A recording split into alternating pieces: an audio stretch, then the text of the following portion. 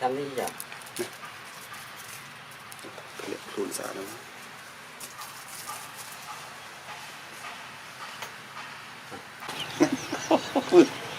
Huyền ơi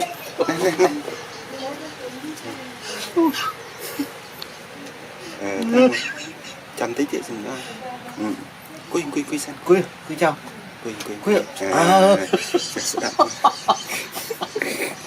ôi trời gỗ tại vì chắc sẽ đọc sao chứ hỏi biết đây nè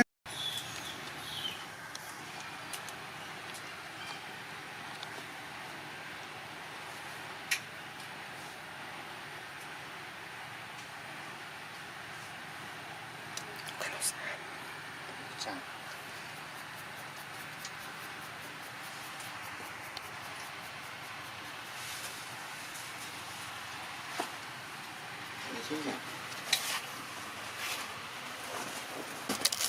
bật bật phải bật cực pro một tà con nó lên chơi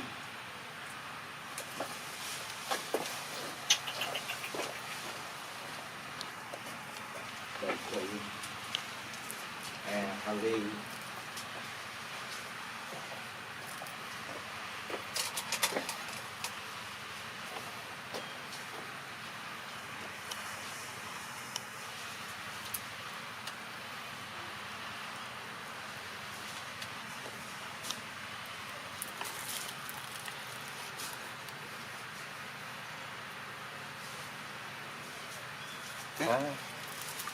nè tao rồi nè